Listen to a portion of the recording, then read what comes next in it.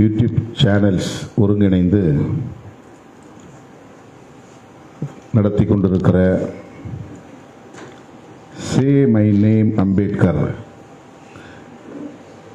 அம்பேத்கர் என்னும் எனது பெயரை சொல்லுங்கள் என்கிற இந்த கருத்தரங்கில்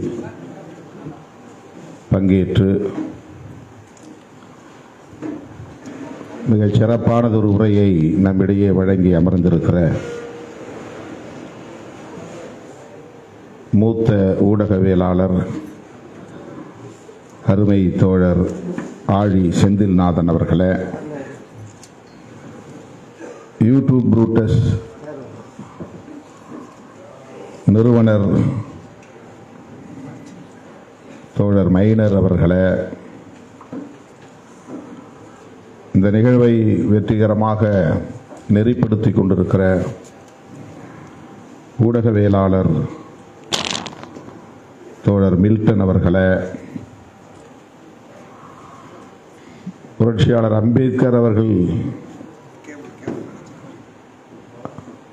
எவ்வாறு மதிப்பீடு செய்யப்பட வேண்டும் என்பதை விரிவாக இங்கே எடுத்துரைத்து அமர்ந்திருக்கிற ஊடகவியலாளர் தோழர் இந்திரகுமார் தேரடி அவர்களே,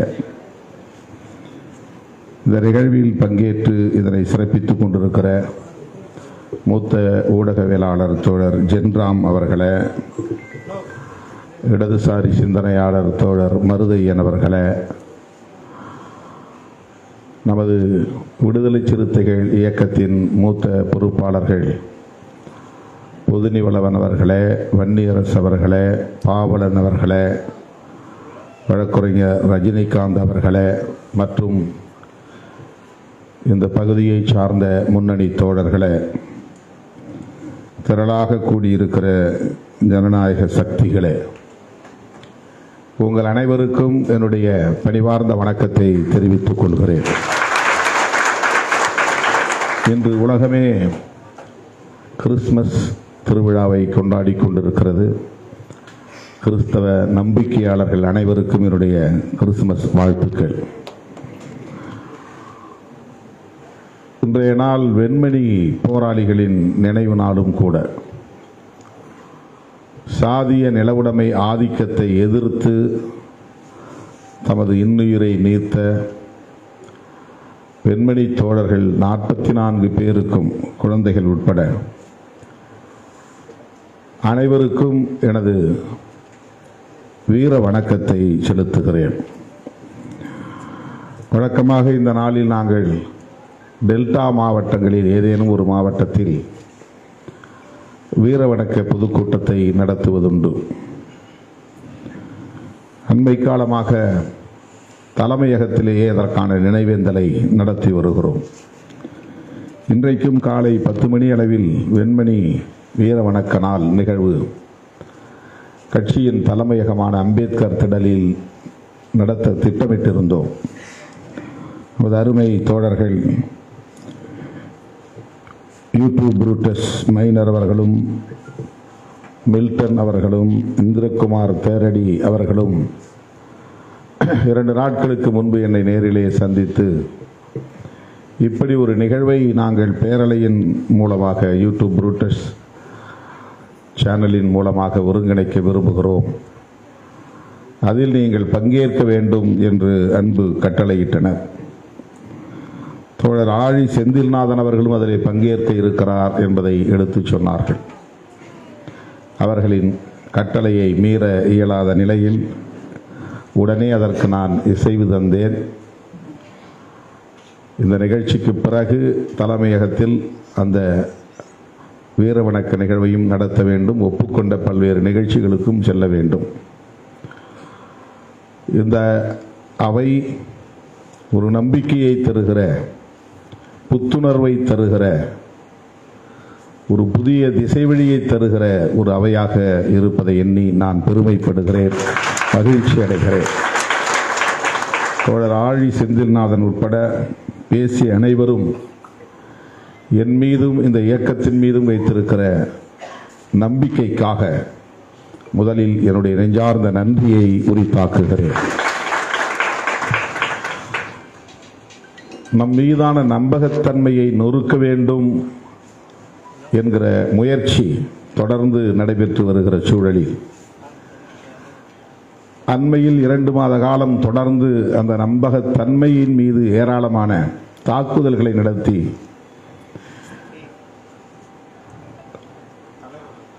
ஒரு பிழையான பிம்பத்தை உருவாக்கி, தவறான பிம்பத்தை உருவாக்கி இந்த இயக்கத்தை வீழ்த்த வேண்டும் என்று பலரும் முயற்சித்த வேளையில் இன்றைக்கு ஆழி செந்தில்நாதன் அவர்களும், மைனர் அவர்களும், மில்டன் அவர்களும், இந்திரகுமார் அவர்களும் ஆற்றிய உரை அந்த சோர்விலிருந்து நம்மை மீட்டெடுத்திருக்கிறது. ஒரு புதிய நம்பிக்கையை உருவாக்கி இருக்கிறது. திருமாவளவன் தடுமாற்றத்தில் இருக்கிறார். திருமாவளவன் சராசரி தலைவர்களைப் போல பொருளியல் ஆதாயம் கருதி சில முடிவுகளை எடுக்கிறார். திமுகவின் அழுத்தத்திற்கு பணிந்து அம்பேத்கர் நூல் வெளியீட்டு விழாவிலேயே பங்கேற்காமல் தவிர்க்கிறார். இப்படியெல்லாம் பல்வேறு யூகங்களை செய்திகளாக்கி திரிபுவாதம் செய்து மொத்தத்தில் திருமாவளவன் மீதான நம்பகத்தன்மையின் மீது தாக்குதலை நடத்தினார்கள். ஆங்கிலத்திலே கிரெடிபிலிட்டி என்று சொல்வார்களே, அந்த நம்பகத்தன்மையின் மீது தாக்குதலை தொடுத்தார்கள். விடுதலை சிறுத்தைகள் கட்சிக்கு வேறு ஆப்ஷன்ஸ், வாய்ப்புகள் இல்லை. ஆகவே திமுக அழுத்தம் கொடுப்பதும் அதற்கு திருமாவளவன் அஞ்சுவதும் நிகழ்கிறது என்று சொன்னால் கூட அதிலே ஒரு நியாயம் இருக்கும். ஆனால் அரசியல் களத்தில் வேறு வாய்ப்புகள் இருக்கிற சூழலில் அந்த வாய்ப்புகள் தேவையில்லை என்று திருமாவளவன் முடிவெடுக்கிறான் என்றால் அந்த முடிவு எத்தகைய துணிச்சல் வாய்ந்த முடிவு, கொள்கை சார்ந்த முடிவு என்பதை சொல்ல இங்கே பலர் தயாராக இல்லை. அதை பேசாமல் திமுக அழுத்தம் கொடுக்கிறது, அதற்கு பணிந்து விட்டார் என்று சொல்லுகிறார்கள்.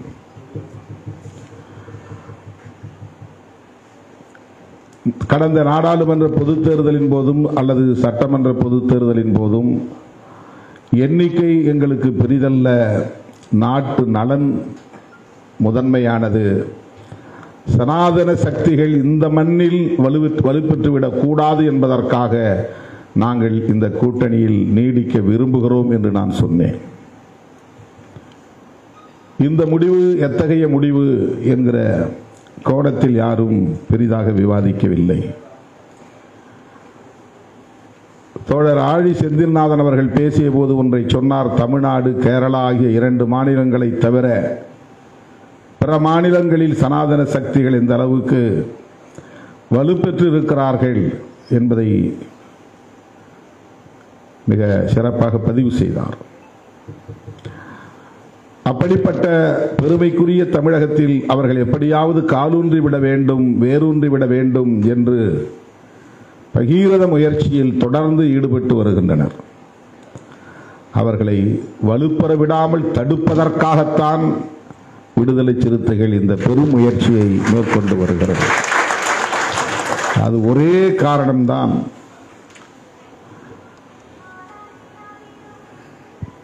மற்ற இழப்புகளை பற்றி நாங்கள் கவலைப்படவில்லை. எத்தனை இடங்கள், எவ்வளவு அதிகார பகிர்வு, என்ன பதவி, பொருளியல் ஆதாயம் என்ன என்கிற கோணத்தில் நாங்கள் அணுகவே இல்லை அரசியலை. திராவிட இயக்கங்களை பலவீனப்படுத்திவிட்டு சனாதன சக்திகள் இங்கே வேரூன்றினால் எதிர்காலம் எப்படி இருக்கும், இதைத்தான் தொலைநோக்கு பார்வையோடு நாம் மதிப்பீடு செய்கிறோம். திராவிட கட்சிகளோடு முரண்பாடுகள் இல்லையா? உண்டு. மாறுபட்ட கருத்துக்கள் இல்லையா? இருக்கிறது. விமர்சனங்கள் இல்லையா? விமர்சனங்கள் இருக்கின்றன. ஆனாலும் திராவிட இயக்கங்கள் பலவீனப்பட்டு விடக்கூடாது என்று நாங்கள் ஏன் நினைக்கிறோம்? அதிமுக பாஜக கூட்டணியில் இருந்து வெளியே வந்தால்தான் தன்னை தற்காத்துக் கொள்ள முடியும் என்று எதற்காக சொல்லுகிறோம்? உடனே அதிமுக பக்கம் துண்டு போட்டு வைக்கிறார் என்று அற்பர்கள் அவதூறுகளை பரப்புகிறார்கள். அதுதான் அவர்களின் பார்வை. அதிமுக பலவீனப்பட்டால் அந்த இடத்திலே பாஜக வந்து அமர்ந்து விடும் என்கிற கவலை. அதுதான் விடுதலை சிறுத்தைகளின் பார்வை, திருமாவளவனின் பார்வை. திமுகவை விமர்சிக்கிறோம் என்கிற பெயரில் ஒட்டுமொத்த திராவிட அரசியலையே விமர்சிப்பது எவ்வளவு ஆபத்தானது! திராவிட அரசியலையே வீழ்த்துவது யாருடைய நோக்கம்? வீழ்த்த வேண்டும் என்பது யாருடைய நோக்கம்? நீங்க திமுக என்கிற அரசியல் கட்சியை விமர்சிப்பது என்பது வேறு. அது ஒரு தேர்தல் கட்சி, ஆண்ட கட்சி, ஆண்டு கொண்டிருக்கிற கட்சி. விமர்சிப்பதற்கு ஏராளமான வாய்ப்புகள் இருக்கின்றன, விமர்சிக்கலாம். ஆனால் ஒட்டுமொத்தமாக திராவிட அரசியலையே பிழை என்று பேசுவது சனாதனத்திற்கு துணை போகிற ஒரு அணுகுமுறை என்பதை சுட்டிக்காட்டாமல் இருக்க முடியாது, கண்டிக்காமல் இருக்க முடியாது, அம்பலப்படுத்தாமல் இருக்க முடியாது. திமுகவுக்கு முட்டுக் கொடுக்கிறீர்களா என்று கேட்கிறார்கள். திமுக திராவிட அரசியலை பேசுகிற ஒரு அரசியல் கட்சி. திராவிட அரசியல் என்பது திமுக அரசியலோடு மட்டுமே சுருங்கிவிடக்கூடியதல்ல. திராவிட அரசியல் என்பது ஒரு நெடிய பாரம்பரியம் உள்ள ஆரிய எதிர்ப்பு அரசியல், பார்ப்பனிய எதிர்ப்பு அரசியல், சனாதன எதிர்ப்பு அரசியல். அந்த அடிப்படையை நாம் புரிந்து கொள்ள வேண்டும். ஆகவேதான் என்ன பாதிப்புகள் நேர்ந்தாலும், என்ன இழப்புகள் நேர்ந்தாலும், எந்த விமர்சனங்கள் வந்தாலும் திராவிட முன்னேற்ற கழக கூட்டணியில், மதசார்பற்ற முற்போக்கு கூட்டணியில், விடுதலை சிறுத்தைகளும் சேர்ந்து உருவாக்கிய கூட்டணியில் நீடிப்பது என்கிற முடிவை நாங்கள் எடுக்கிறோம் என்றால் அந்த துணிச்சலை பாராட்டுவதற்கு பதிலாக திமுகவுக்கு முட்டுக் கொடுக்கிறார்கள், திமுகவின் அழுத்தத்திற்கு பணிகிறார்கள் என்று விமர்சிக்கிறார்கள். அப்படிப்பட்ட அற்பர்களின் அவதூறுகளுக்கு இடையிலே ஆழி செந்திநாதன் போன்றவர்கள் விடுதலை சிறுத்தைகள் மீது வைத்திருக்கிற அந்த நம்பிக்கையை எண்ணி நான் பெருமைப்படுகிறேன், மகிழ்ச்சி அடைகிறேன், நன்றி சொல்ல கடமைப்பட்டிருக்கிறேன். இன்றைக்கு அம்பேத்கர் குறித்த விவாதம் தேசிய அளவில் என்பதை விட உலக அளவில் விரிவடைந்திருக்கிறது. உலக அளவில் புரட்சியாளர் அம்பேத்கர் அவர்களை பற்றி ஆதரித்தோ எதிர்த்தோ பேசுகிற இந்த விவாதத்தை தான் நான் என்னுடைய ட்விட்டர் பக்கத்திலே பதிவு செய்கிற போது புரட்சியாளர் அம்பேத்கர் விஸ்வரூபம் எடுக்கிறார் என்று பதிவு செய்கிறேன். விஸ்வம் என்றால் உலகம், ரூபம் என்றால் வடிவம். உலகளாவிய வடிவத்தை, உலகளாவிய பேருருவை அவர் மேற்கொள்கிறார் என்று சொன்னதன் பொருள் விண்ணுக்கும் மண்ணுக்கும் அவர் அவதாரம் எடுக்கிறார் என்கிற பொருளில் அல்ல, உலகளாவிய விவாதத்தை எழுப்பக்கூடிய ஒரு கண்டென்ட்டாக மாறியிருக்கிறார், ஒரு பொருளாக மாறியிருக்கிறார். உலகமெங்கும் ஜனநாயகத்தை பேசுகிற அனைவரும் புரட்சியாளர் அம்பேத்கரை பேசுகிறார்கள். நாடாளுமன்ற ஜனநாயகத்தை பேசுகிற அனைவரும் புரட்சியாளர் அம்பேத்கரை பேசுகிறார்கள். ஐநா பேரவையில் அவருடைய 125வது பிறந்த நாள் கொண்டாடப்படுகிறது. உலகத்தின் பல நாடுகளில் அவருடைய திருவுருவச் சிலைகளை திறந்து வைத்து அவருக்கு சிறப்பு செய்யப்படுகிறது. இன்றைக்கு அந்த விவாதம் மேலும் மேலும் விரிவடைந்திருக்கிறது. ஆகவே அவர் உலகளாவிய பேருருவை மேற்கொள்கிறார் என்று நாம் பதிவு செய்தோம். அம்பேத்கர் கொண்டாடப்படுகிறார் என்றால் அம்பேத்கருடைய சிந்தனைகள் கொண்டாடப்படுகின்றன. அம்பேத்கர் வகுத்தளித்த அரசமைப்பு சட்டம் விவாதிக்கப்படுகிறது. 75 ஆண்டுகள். ஆகவே இதை கொண்டாட வேண்டிய கட்டாயம் அரசுக்கு நேர்ந்தது. கான்ஸ்டிடியூஷன் டே நவம்பர் 26. ஆகவே சிறப்பு அமர்வாக 2 அவைகளையும் ஒரே இடத்தில் கூட்டி குடியரசுத் தலைவர் உரையாற்ற வேண்டிய ஒரு தேவை எழுந்தது.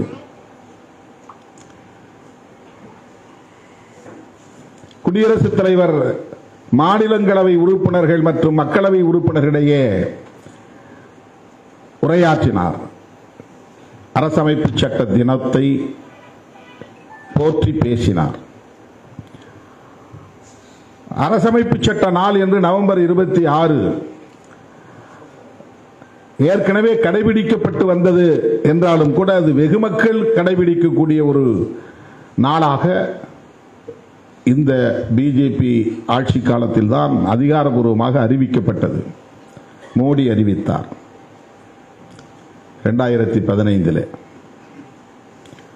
நீதிமன்றங்களில் மட்டும் அது கொண்டாடப்பட்டு வந்த நிலை மாறி அரசே கொண்டாடக்கூடிய ஒரு சூழல், அப்படி ஒரு நிர்பந்தம் இன்றைக்கு சமூகத்தில் ஏற்பட்டிருக்கிறது.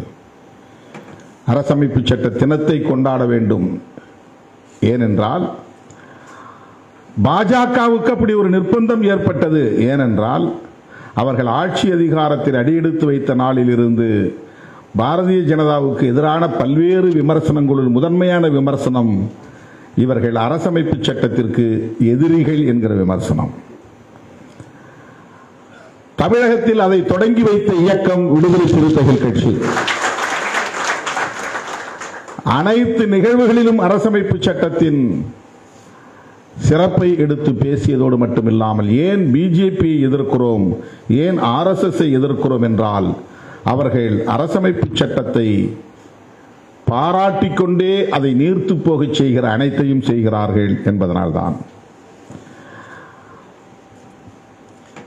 ஆக அரசமைப்பு சட்டத்திற்கு எதிரானவர்கள் ஆட்சி பீடத்தில் அமர்ந்திருக்கிற சூழலில் அவர்களுக்கு எதிரான விமர்சனங்களை எதிர்கொள்ள வேண்டிய கட்டாயத்திற்கு ஆளான பாரதிய ஜனதாவும் சங் பரிவார்களும் அம்பேத்கருக்கான பிம்பங்களை உயர்த்தி பிடிப்பதிலே கவனம் செலுத்தினார்கள்.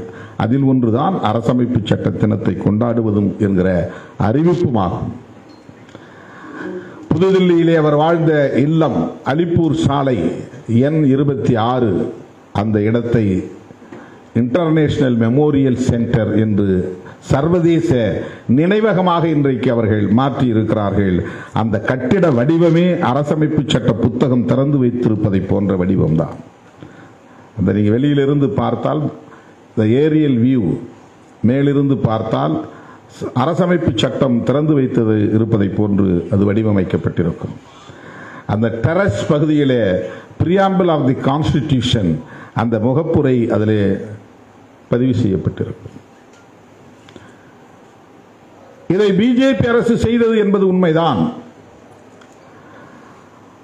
மும்பையிலே அரபிக் கடலோரத்தில் அவருடைய உடல் எரியூட்ட பெற்று அந்த சாம்பல் இன்றைக்கு வைக்கப்பட்டிருக்கிற இடம் நினைவிடமாக கட்டமைக்கப்பட்டிருக்கிறது. அது மிக குறுகிய இடம் என்பதனால் பொதுமக்களின் வேண்டுகோளை ஏற்று பல்வேறு போராட்டங்களுக்கு பிறகு அதற்கு அருகிலே இருந்த அரசுக்கு சொந்தமான நிலத்தை கையகப்படுத்தி 1.5 ஏக்கர் என்று கருதுகிறேன், ஏக்கர் கணக்கில் அந்த நிலத்தை கையகப்படுத்தி அதை விரிவாக்கம் செய்து அந்த இடத்தில் 433 அடி உயரத்திலே புரட்சியாளர் அம்பேத்கருக்கு திருவுருவச் சிலை அமைக்கிறார்கள் என்பதும் உண்மைதான். லண்டனுக்கு அவர் படிக்க சென்ற போது தங்கியிருந்த இல்லம் எது என்று தேடி கண்டுபிடித்து அந்த இல்லத்தை விலைக்கு வாங்கி அம்பேத்கர் நினைவிடம் என்று அங்கே பெயர் சூட்டி இருப்பதும் உண்மைதான். இவையெல்லாம் எதற்காக பிஜேபி செய்கிறது? பிஜேபி அரசு செய்கிறது. அம்பேத்கர் அவர்கள் மீது இவ்வளவு பற்றுள்ளவர்களை எப்படி நாம் விமர்சிக்க முடியும் என்ற கேள்வி எழுவது இயல்புதான். இதுதான் அவர்களின் வெற்றி, இதுதான் அவர்களின் சூது, இதுதான் அவர்களின் சூழ்ச்சி. தந்தை பெரியாரை நேரடியாக தங்களின் கொள்கை பகைவர் என்று அவர்களால் சொல்ல முடிகிறது. புரட்சியாளர் அம்பேத்கரை தங்களின் கொள்கை பகைவர் என்று அவர்களால் அறிவிக்க முடியவில்லை. ஆனால் உண்மையிலேயே பிஜேபி ஆர்எஸ்எஸ் சக்திகளின் முதன்மையான எதிரி, உண்மையான எதிரி புரட்சியாளர் அம்பேத்கர் அவர்கள் தான். அவர் எழுதிய அரசமைப்பு சட்டம் தான். இதை அவர்களால் சொல்ல முடியாது என்பதுதான் பாலிடிக்ஸ், அதுதான் அரசியல். அகில இந்திய அளவில் புரட்சியாளர் அம்பேத்கரை நம்பக்கூடிய மக்கள் எண்ணிக்கை என்பது, இந்த சமூகத்தினரின் எண்ணிக்கை என்பது மிகப்பெரிய சக்தி. அவர்கள் வாக்காளர்களாக இருக்கிறார்கள். 30 கோடிக்கு மேலான அந்த மக்கள் யார் பக்கம் நிற்கிறார்களோ, யாருக்கு வாக்களிக்கிறார்களோ அவர்கள் ஆட்சி அதிகாரத்தை கைப்பற்றக்கூடிய வாய்ப்பை பெறுகிறார்கள். காந்தி காலத்திலிருந்து, அம்பேத்கர் வாழ்ந்த அந்த சமகால தலைவரான காந்தி காலத்திலிருந்தே இந்த ஒடுக்கப்பட்ட மக்கள், அவர்னாஸ், சாதிய சமூக கட்டமைப்புக்கு வெளியே இருந்து அதை எதிர்த்து கொண்டிருக்கிற மக்கள் காந்தியின் மீது நம்பிக்கை வைத்திருந்தார்கள், காங்கிரசின் மீது நம்பிக்கை வைத்திருந்தார்கள். அவர்களுக்கே தொடர்ந்து 100 விழுக்காடு வாக்களித்து வந்தார்கள்.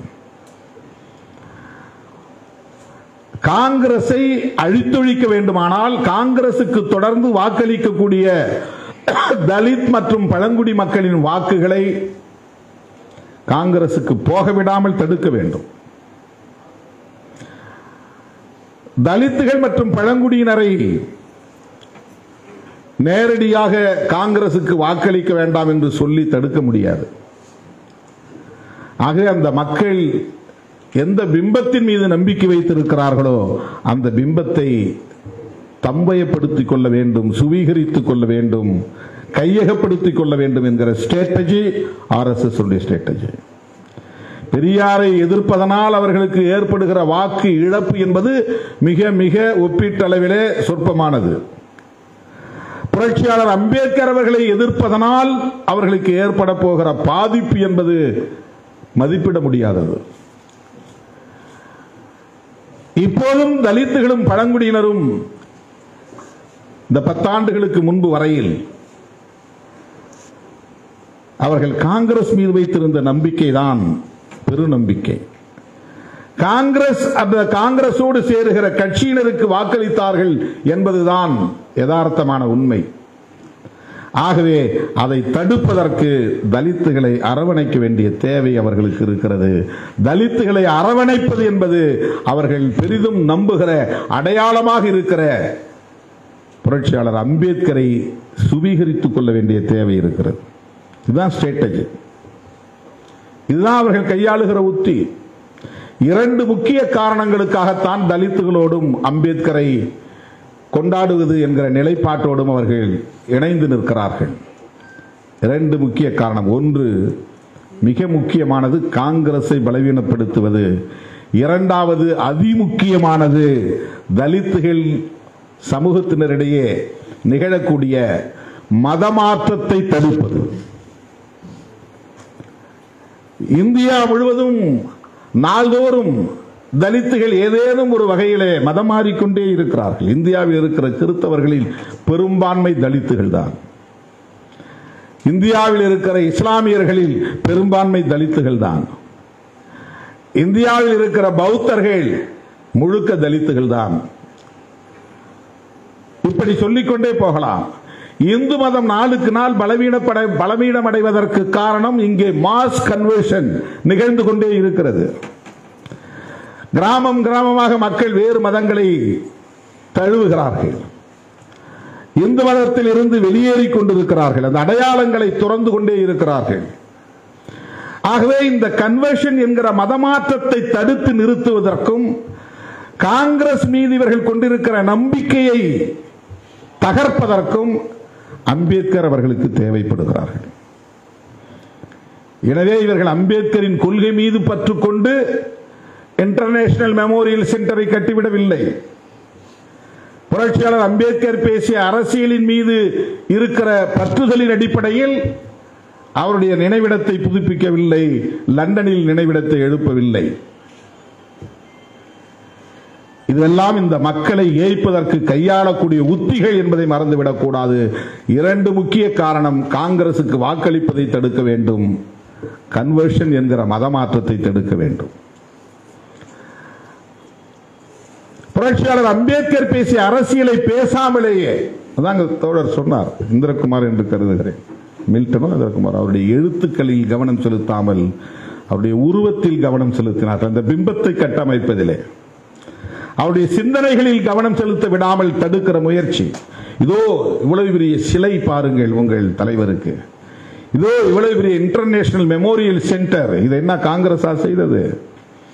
நாங்கள் தானே செய்தோம். காங்கிரஸ் அவர் வைக்கிற விமர்சனமே அதுதான். ஜவஹர்லால் நேரு 1955 அவருக்கே பாரத ரத்னா விருது கொடுத்துக் கொண்டார். இந்திரா காந்தி அம்மையார் 1971 என்று கருதி அவரே பாரத ரத்னா பட்டம் கொடுத்துக் கொண்டார். ஏன் அம்பேத்கருக்கு பாரத ரத்னா கொடுக்கவில்லை?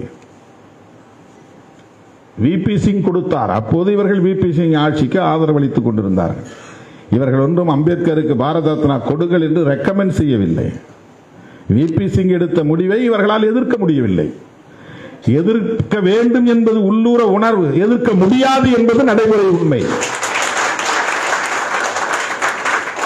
அம்பேத்கரை பகைத்துக் கொண்டு இவர்களால் அரசியல் செய்ய முடியாது.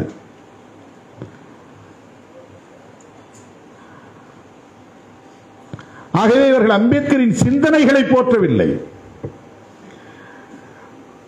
நேரடியாக அவர் RSS எதிர்த்து போராடினாரா, நேரடியாக அவர் பிஜேபியை எதிர்த்து போராடினாரா என்று கேட்கிறார்கள். அப்போது நீங்கள் இல்லவே இல்லை, ஒரு சக்தியாகவே இல்லை. காங்கிரஸ் எதிர்த்து பேசினார் என்பது உண்மை. அப்போது காங்கிரஸ் மட்டும்தான் ஒரு அரசியல் சக்தியாக இருந்தது. இந்து மகாசபா என்கிற ஒரு அமைப்பு இருந்தது, RSS என்கிற ஒரு அமைப்பு தோன்றியது.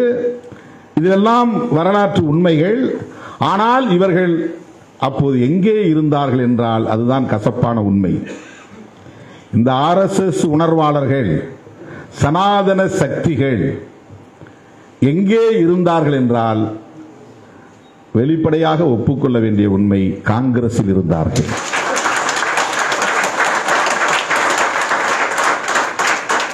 ஆகவே அம்பேத்கர் காங்கிரஸை எதிர்க்க வேண்டிய தேவை இருந்தது. அதற்கு ஒரே ஒரு சான்று சொல்கிறேன். சர்தார் பட்டேல் உள்துறை அமைச்சர். சர்தார்னா தளபதின்னு அர்த்தம், படை தளபதி. பட்டேல்ங்கிறது ஒரு சாதி பெயர். அவர் உள்துறை அமைச்சராக இருந்தார். அப்ப இந்தியாங்கிறது இப்ப நாம பார்க்கிற மாதிரி ஒரே இந்தியாவா கிடையாது. நாட்டுக்கு விடுதலை கொடுக்கிற போது பிரிட்டிஷ் இந்தியா வேறு, சமஷ்டி இந்தியா வேறு. சுதேச அரசுகள் சொல்லுவாங்க. பிரின்ஸ்லி ஸ்டேட்ஸ், மன்னர் ஆட்சி முறை இருந்த பகுதிகள் பிரிட்டிஷ் இந்தியா கட்டுப்பாட்டுக்குள் கிடையாது. Madras presidency British India, Travancore maharaja கட்டுப்பாட்டிலே இருந்தது பிரின்ஸ்லி ஸ்டேட், மன்னர் ஆட்சி முறை. ஹைதராபாத் நிஜாம், மைசூர் மகாராஜா, திருவாங்கூர் மகாராஜா, இப்படி இந்தியா முழுக்க சுதேச அரசுகள் இருந்தன.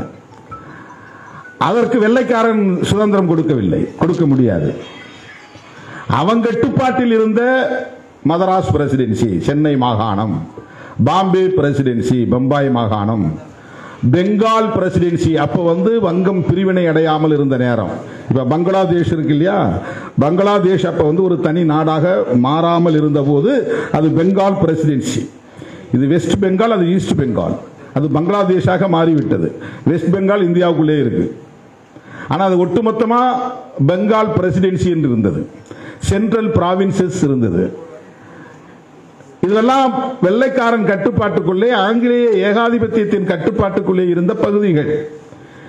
இதை இல்லாமல் சுதேச அரசுகளாக மன்னர் ஆட்சி முறை ஆங்காங்கே இருந்தது.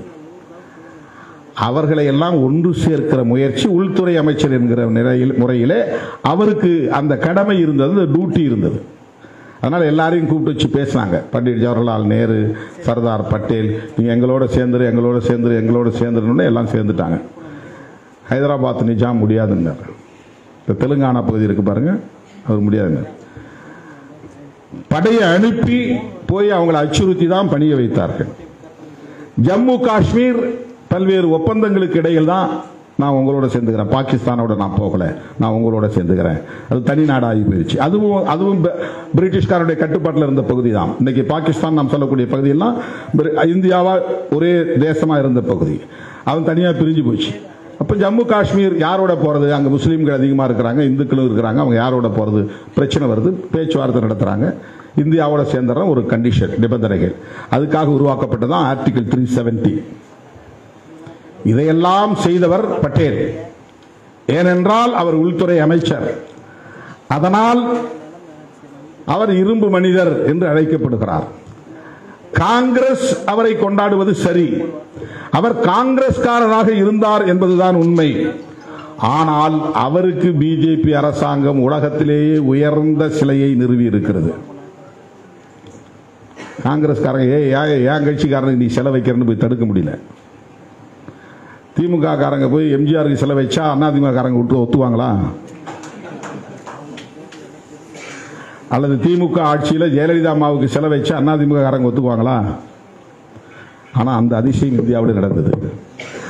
பண்டிட் ஜவஹர்லால் நேரு பிரதமராக இருந்த போது உள்துறை அமைச்சராக இருந்த சர்தார் பட்டேல் அவர்களுக்கு பிஜேபி அரசாங்கம் குஜராத்திலே உலகத்திலேயே உயர்ந்த சிலை ஒன்றை நிறுவி இருக்கிறது. 3500 கோடி ரூபாய் செலவில். இதுதான் அரசியல், இதுதான் பிஜேபி ஸ்ட்ராட்டஜி, இதுதான் RSS அரசியல் உத்தி. காந்தியடிகளை சுட்டுக் கொன்ற ஒரு இயக்கம் RSS என்று அடையாளம் கண்ட பிறகு RSSக்கு அப்போது தடை விதித்தவர் உள்துறை அமைச்சர் சர்தார் பட்டேல். சில மாதங்களுக்கு பிறகு தடையை விலக்கிக் கொண்டு RSSஐ அவர் அங்கீகரித்தார் என்பதற்காக நன்றி கடன் செலுத்துகிற அடிப்படையில் இந்த சிலையை நிறுவியிருக்கிறார்கள். பட்டேலை போல ஏராளமானவர்கள் காங்கிரசுக்குள்ளே இருந்தார்கள். அவர்கள் அனைவரும் சேர்ந்துதான் புரட்சியாளர் அம்பேத்கர் அவர்கள் கொண்டு வந்த கோட் ஆஃப் இந்து பில் என்கிற இந்து சட்ட மசோதாவை விவாதத்திற்கே எடுத்துக்கொள்ள விடாமல் தடுத்தார்கள். காங்கிரசுக்குள்ளே இருந்த சனாதன சக்திகள். இது கசப்பான உண்மைதான், ஆனால் பேசியாக்க வேண்டிய உண்மை. காங்கிரசுக்குள்ளே இருந்தவர்கள் தான் தடுத்தார்கள். ஜவஹர்லால் நேரு ஒரு முற்போக்கான சிந்தனையாளர், மதசார்பற்ற சிந்தனையாளர். அவருக்கு அந்த கோட் ஆஃப் இந்து பில் என்கிற சட்ட மசோதாவை விவாதிக்க வேண்டும் என்கிற விருப்பம் இருந்தாலும் கூட அவருடைய சகாக்கள் அதை அனுமதிக்கவில்லை. விவாதத்திற்கே எடுத்துக் கொள்ளப்படவில்லை. கோட் ஆஃப் இந்து பில் என்கிற அந்த இந்து சட்ட மசோதா எதை அடிப்படையாக கொண்டது என்றால், இந்து மதத்திற்குள்ளே இருக்கிற பாகுபாடுகளை களைவதற்கு, டிஸ்கிரிமினேஷன், அந்த பாகுபாடுகளை களைவதற்கு ஏற்ற ஒரு சட்ட மசோதா. பெண்களுக்கு சொத்துரிமை கொடுக்கிற ஒரு சட்ட மசோதா, சதி வழக்கத்தை அழித்தொழிக்கக்கூடிய ஒரு சட்ட மசோதா, குழந்தை திருமணங்கள் கூடாது என்று மறுக்கிற ஒரு சட்ட மசோதா,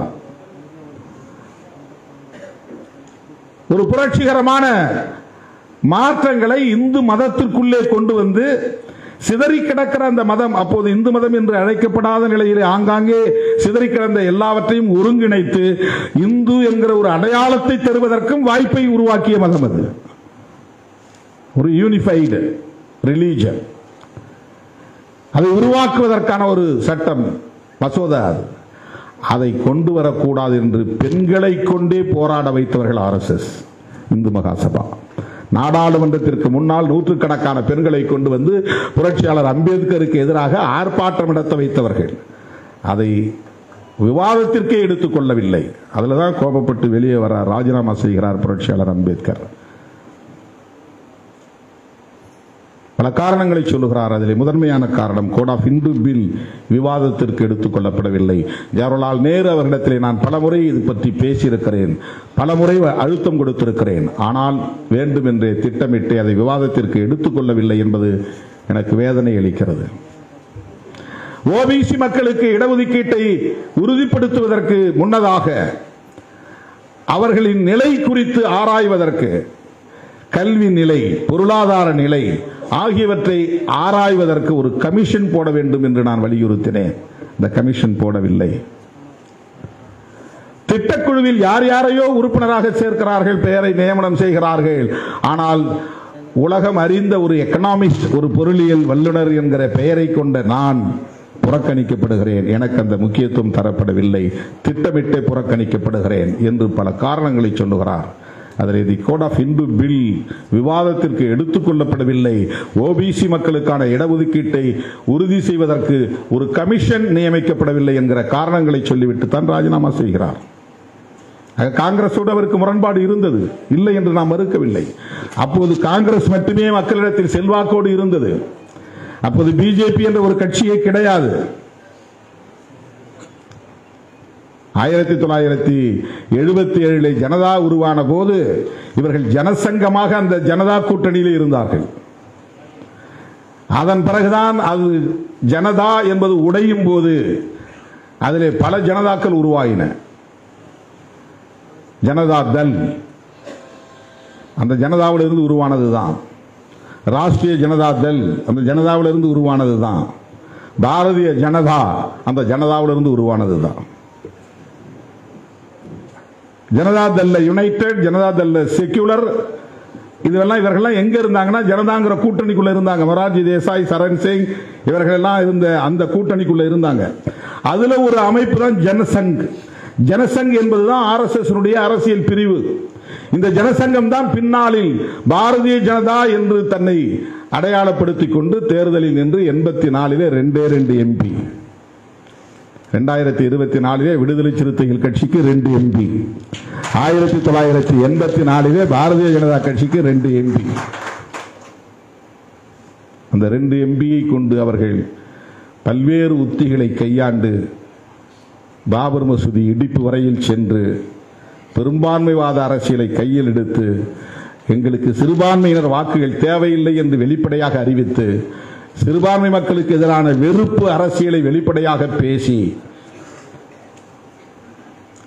மதவாதத்தையே பெரும்பான்மைவாதமாக முன்னிறுத்தி அவர்கள் இந்த ஆட்சி அதிகாரத்தை கைப்பற்றினார்கள். ஆட்சி அதிகாரத்தை தக்க வைத்துக் கொள்வதற்கு தலித்துகள், பழங்குடிகளை அரவணைக்க வேண்டிய தேவை இருக்கிறது. ஏன்னா இந்தியா முழுக்க அவர்கள் இருக்கிறார்கள், மிக பெரும்பான்மை ஒரு சக்தியாக இருக்கிறார்கள். அவர்களை இவர்கள் வெளிப்படையாக பகைத்துக் கொள்ள முடியாது என்கிற நிலையிலே இந்துத்துவ தலைவர் அவர், இந்துத்துவ அம்பேத்கர், அவர் கிறிஸ்தவத்தை தழுவவில்லை, அவர் இஸ்லாத்தை தழுவவில்லை. ஏனென்றால் அவை வெளிநாட்டு மதங்கள். அம்பேத்கர் எந்த இடத்திலும் அப்படி சொல்லல.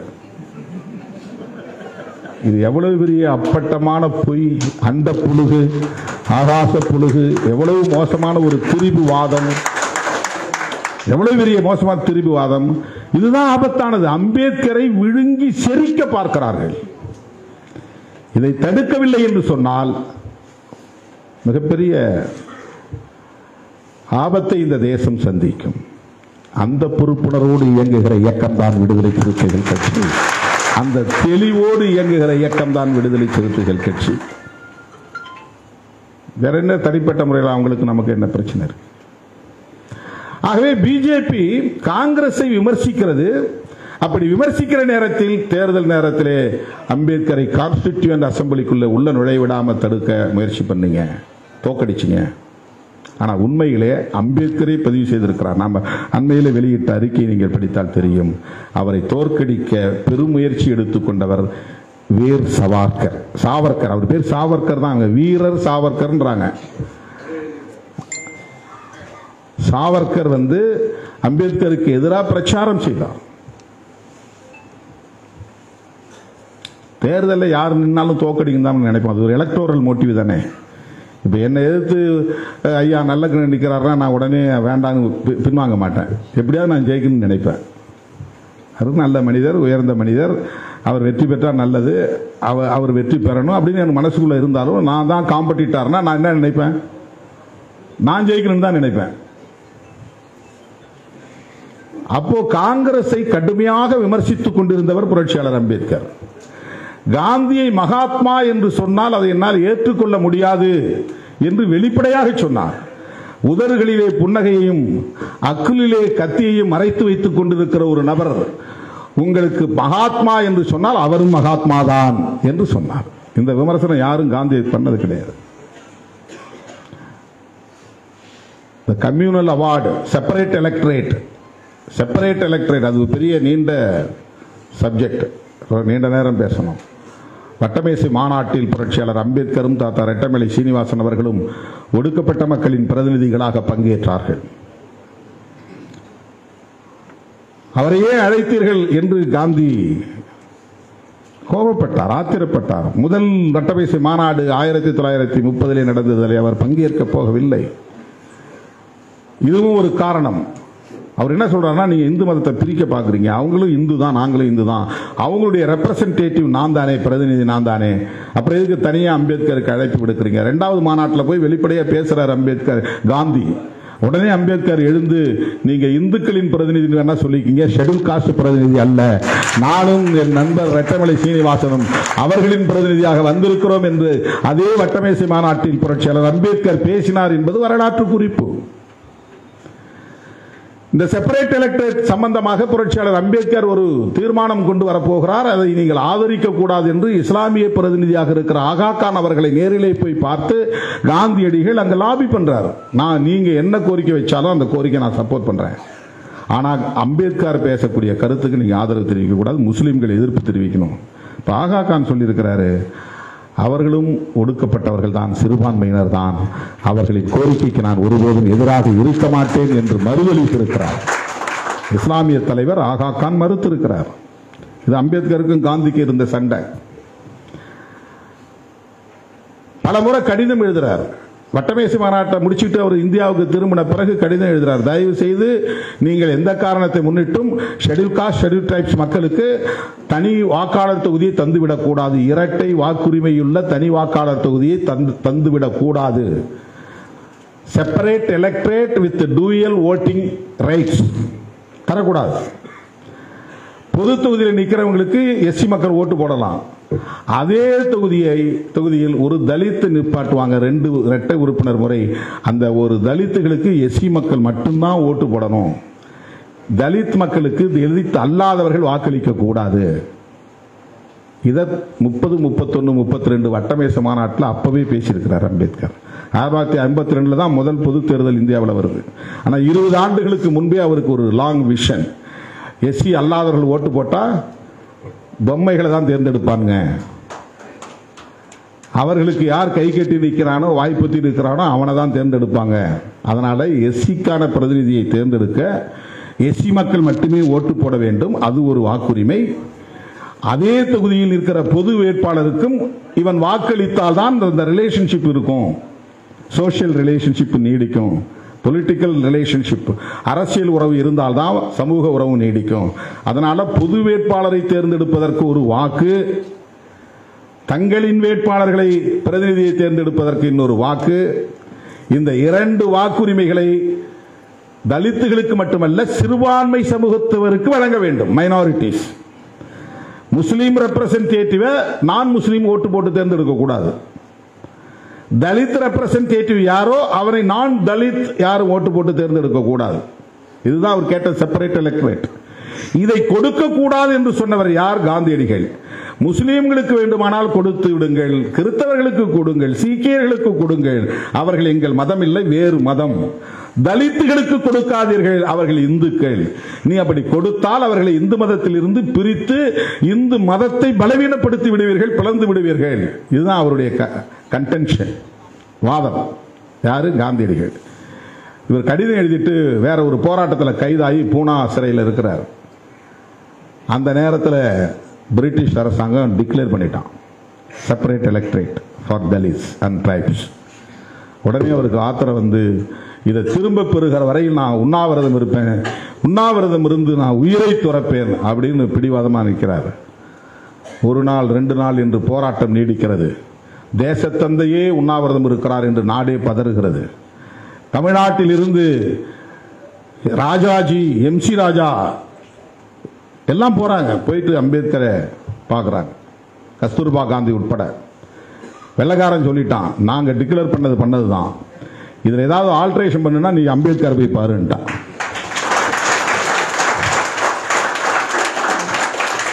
அவர் ஏதாவது மாற்று செயல் திட்டம் கொடுத்தா நாங்க கன்சிடர் பண்றோம்ட்டான். வேற வழி இல்லாமல் எல்லாரும் போய் அம்பேத்கரை சந்திக்கிறாங்க. அம்பேத்கர் சொல்றாரு, ஒரு நபர் உயிருக்காக இவ்வளவு தூரம் பதறீங்க, கோடிக்கணக்கான மக்களின் எதிர்காலம் என்னாவது என்று கேட்டார். அவர் இறந்தால் இறக்கட்டும் என்றுதான் சொல்லுகிறார்.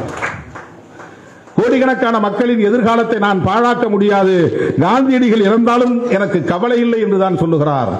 கட்டாயப்படுத்தி அவரை அழைத்துக் கொண்டு போய் நீங்கள் சந்தியுங்கள், அதன் பிறகு முடிவு செய்யலாம் என்று சந்திக்க வைக்கிறார்கள்.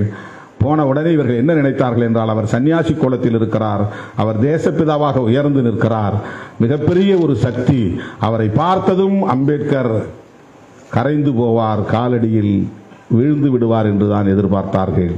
ஆனால் புரட்சியாளர் அம்பேத்கர் போன உடனேயே நெருப்பாய் எழுந்தார், ஆவேசமா பேசினார்.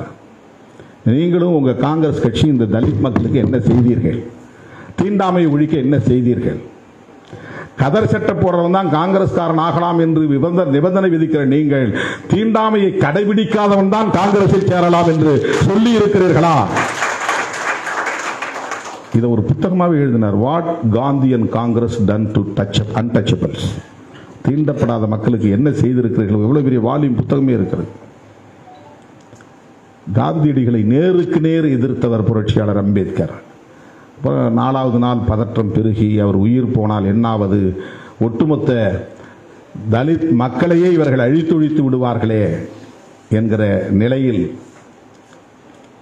அவர் பூனா ஒப்பந்தத்தில் கையெழுத்திடுகிறார். காந்தி கையெழுத்திடல, அம்பேத்கரும் அவருடைய பிரதிநிதிகளும் கையெழுத்திட்டார். அது ஒரு நீண்ட வரலாறு, அதுக்குள்ள போனா மணிக்கணக்கில் நீளும். காந்தியோடு அப்படி முரண்பட்டார் அம்பேத்கர் என்பதற்காக சொல்லுகிறேன். காங்கிரஸை கடுமையாக விமர்சித்தார் அம்பேத்கர் என்பது உண்மைதான். ஏன் இந்த ரெண்டு கட்சிகளும் பாகுபாடுகள் நிறைந்த இந்துத்துவத்தை அல்லது இந்து மதத்தை பாதுகாக்க வேண்டும் என்பதில் உறுதியாக இருக்கிறார்கள். அதுதான் அம்பேத்கருக்கு இருந்த கோபம். இதை இன்றைக்கு பிஜேபி விமர்சிக்கிறார். இதை எடுத்து சொல்லுகிறார்கள். நேரு, காந்தி இவர்கள்லாம் அம்பேத்கர் நீங்க அரவணைத்தீர்களா? எதிர்த்தவர்கள் தானே, தோற்கடித்தவர்கள் தானே.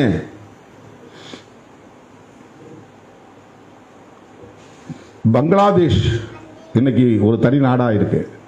அந்த பகுதியில் இருந்துதான் அவர் தேர்ந்தெடுக்கப்படுறார் கான்ஸ்டிடியூண்ட் அசம்பிளிக்கு.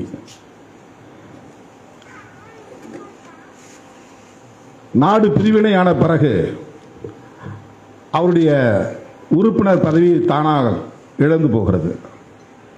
ஏன்னா அந்த நாடே பிரிஞ்சு வேற இடத்துக்கு போயிடுச்சு, வேற நாடாகி போயிடுச்சு. அப்போ அவர் மெம்பராக இருக்க முடியாது. இப்போ மறுபடியும் அவர் மெம்பர் ஆகணும். அப்போ அரசியல் நிர்ணய சபையின் தலைவராக இருந்த டாக்டர் ராஜேந்திர பிரசாத் வெளிப்படையாக சொல்றாரு, அவர் மறுபடியும் வரணும் அரசியல் நிர்ணய சபைக்கு. காங்கிரஸ் சப்போர்ட் பண்ணி அவர் மறுபடியும் போனார் உள்ள. இந்த வரலாறு பிஜேபி பேசுறதில்லை. அதுக்கு பிறகுதான் டிராப்டிங் கமிட்டி போடுறாங்க. 22, 23 குழுக்கள் அரசியல் நிர்ணய சபையில் உருவாக்கப்படுகிறது. அதிலே ஒன்று டிராப்டிங் கமிட்டி. இந்த டிராப்டிங் கமிட்டிங்கிறது தான் அரசியல் சட்டத்தை வரைவு குழு, வரையக்கூடிய குழு.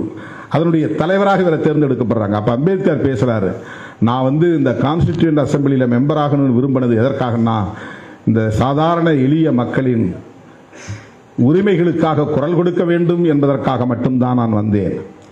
ஆனால் வரைவு குழுவிலே என்னை உறுப்பினராக்கியதும் அந்த வரைவு குழுவுக்கே என்னை தலைவராக்கியதும் நான் எதிர்பார்க்காத ஒன்று. அதற்கு நான் நன்றி கடன் பெற்றிருக்கிறேன் என்று பேசினார்.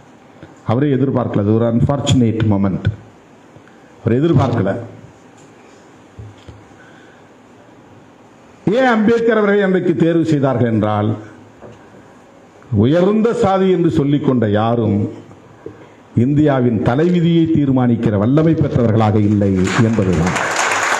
நீ கடவுளுக்கு நெருக்கமானவனாக இருக்கலாம், சாதியிலே உயர்ந்தவனாக இருக்கலாம், ஆனால் ஒரு தேசத்தின் தலையாய விதியை எழுதுவதற்கான சட்ட அறிவோ, அரசியல் அறிவோ, சமூக அறிவோ யாருக்கும் இல்லை என்பதனால் தான் வேறு வழி இல்லாமல் அம்பேத்கர் கைக்கு அது போய் சேர்ந்தது.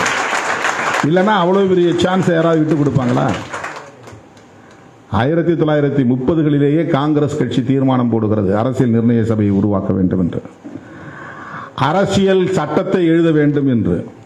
இப்ப பிரிட்டிஷ்காரன் உங்கள ஒரு கமிட்டியை நீங்க உருவாக்குங்கன்னு அவன் சொல்றான். அப்ப மோத்திலால் நேரு தலைமையில் ஒரு கமிட்டி போடுறாங்க. யார் மோத்திலால் நேரு? பண்டிட் ஜவஹர்லால் நேரு அவர்களின் தந்தை, அவர் ஒரு பாரிஸ்டர். அவர் தலைமையில் போட்ட குழு ஒரு சட்டத்தை தயாரித்து, வரைவு நகலை தயாரித்து கொடுத்தார்கள். ஆனால் பிரிட்டிஷ் அரசாங்கம் அதை நிராகரித்து விட்டது. அதில் அந்த வேல்யூஸ் இல்லை,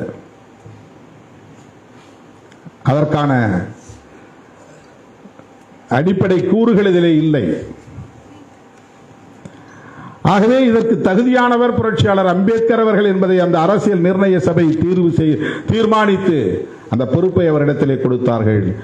2 ஆண்டுகள் 11 மாதங்கள் 17 நாட்கள், கிட்டத்தட்ட 3 ஆண்டு காலம் அல்லும் பகலும் அயராது உழைத்து உலகத்தில் உள்ள அத்தனை அரசியலமைப்பு சட்டங்களையும் படித்து இந்த தேசத்திற்கு ஏற்ற நாடாளுமன்ற ஜனநாயகத்தை உயிர் மூச்சாக கொண்ட ஒரு அரசமைப்பு சட்டத்தை வகுத்தளித்தவர் புரட்சியாளர் அம்பேத்கர் அவர்கள். அந்த அரசமைப்பு சட்டம்